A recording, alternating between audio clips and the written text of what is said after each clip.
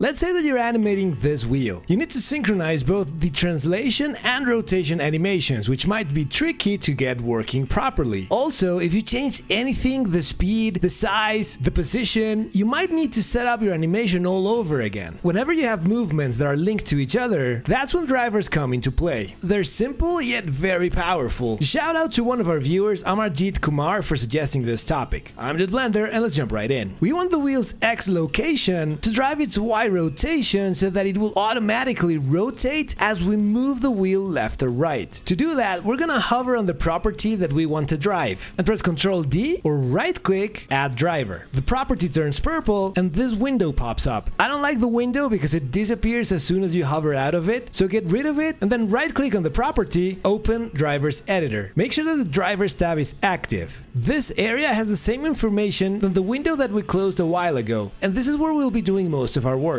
First, we need to create the variables that will drive the property and then tell Blender how those variables will interact with each other to create a result. For this first exercise, make sure that your wheel is 2 meters in diameter. I'll explain why in a minute. If you're not using the metric system, then just make sure that it's 2 of whatever unit that you're using on your scene. In the type drop-down menu, you'll see a few options: averaged, sum, scripted, we're gonna skip this for a second, minimum, and maximum. These will perform the operation in the variables that we add. For this example, we will only add one variable, so any of these options will have the exact same result. Scripted expression allows us to use a mathematical formula to describe how the driving variables will affect the driven variable. For now, select any of the other ones. I'll just go with averaged value, and there should already be one variable created. If not, just go ahead and add an input variable by clicking on this button. In variable type, we have a few options. In this tutorial, we'll be looking at single property and transform channel, but the ideas are the same for any type. Select transform channel and we're gonna change the name of the variable to something that makes more sense, like distance. In object, we can select our shape from the drop-down menu or clicking on the eyedropper and then clicking on our object. You'll see that the error warnings have disappeared. Now from this drop-down, we can select any transform. So we're gonna select X location. We're gonna leave space in world space. We're now telling Blender that the value of the Y rotation will be the average value of all of the variables that we have here. We have only one, so the value of the rotation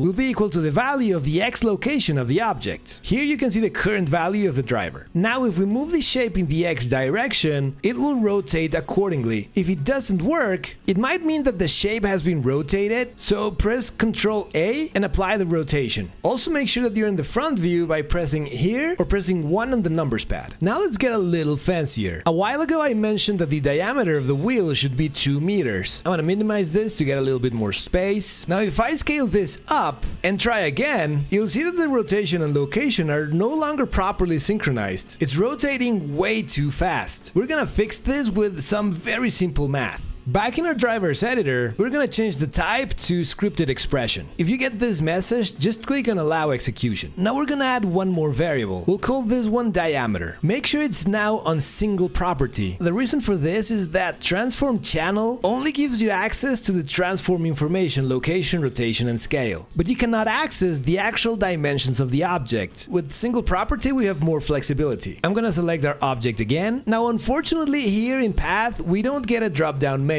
We want to know the X dimension or the Y dimension, whichever gives you the radius of the wheel. So we're gonna type dimensions.x. You'll see that the value matches the value of the dimension. We could access location, scale, and rotation underscore Euler for rotation. Then dot and then the letter of the dimension that we want, X, Y, or Z. Now we have a variable that tells us the diameter of the wheel, which we can incorporate on our mathematical expression so that the driver will still work if we change the size of the object. We just need a formula that defines the relation between the distance, size, and rotation. The formula for the rotation is 2 times the distance divided by the diameter. This is why when the diameter was 2 in the previous exercise, that 2 would cancel out with this one and you were left only with the distance. But now with this expression, it doesn't matter the size of the wheel, the rotation and the location will always synchronize properly. You can also drive properties between different objects. If we have 2 gears and we want the rotation of the smaller one to drive the rotation of the larger larger one, we select the object that has the property that will be driven, which will now be the Y rotation of the large gear, hover on it and press Ctrl D. I'm gonna open the driver's editor again, and here I'm gonna create two variables. One with a transform channel type and the other one with a single property to show you the difference. For both, I'm gonna select the Y rotation of the small gear. I've also parented this gear to this empty. The large gear has twice as many teeth as the small one, and it of course needs to rotate the opposite way, so the expression is gonna be minus rotation divided by 2. So now I'm using the transform channel Y rotation. Transform channel will take into account things like parenting and constraints. So if I rotate the smaller gear, they both turn, and if I rotate the empty, they also turn. Now if I change and use the single property rotation, when I turn the small gear, it works. But now if I turn the empty, you'll see that the small gear does turn, but the larger doesn't. This is particularly useful when you have setups like this one, where you can rotate the small gear with an empty to set the gears in place, while keeping the rotation of the actual gear very clean, which will allow us to use the local Z rotation as the driver of the rotation of the larger gear. You can also drive other properties. I have this cube with a shape key. I can have a smaller cube that drives the value of that shape key. This makes animation a little bit easier by having visible controls on your scene. A couple of final notes when working with drivers. I have this cube where the Y rotation is driving both the X and Z locations in a way that it rolls the cube on a flat surface. I've also added two keyframes from 0 to 360 degrees. You can see the effect if I play the animation. Note one thing though, because this is important. The numbers on the item tab don't update unless I move the mouse around. If the mouse is not over those fields, or if I don't move the mouse, the numbers don't update. In fact, the only way to get them to update is by putting the mouse over the fields and then start the animation. That way it works. Also, if I manually rotate the cube, you'll see that its location does not update in real time. Only when I left click to apply the rotation does it update the location. I'm not sure why this happens, but I think it happens more often when you have slightly more complex equations driving the movement. I find that strange though, because that should be a breeze compared to the really complex calculations Blender does in simulations and rendering. Now, when using scripted equations and the transforms, you can see and edit the expression by clicking on the field. The X location is 2 times the rotation times the length of one of the sides divided by pi. The Z location is a little bit more complex, but it's basically the absolute value of a sign with some parameters that adjust the frequency, the amplitude, and the offset. This seems to be enough for Blender to say, you know what? This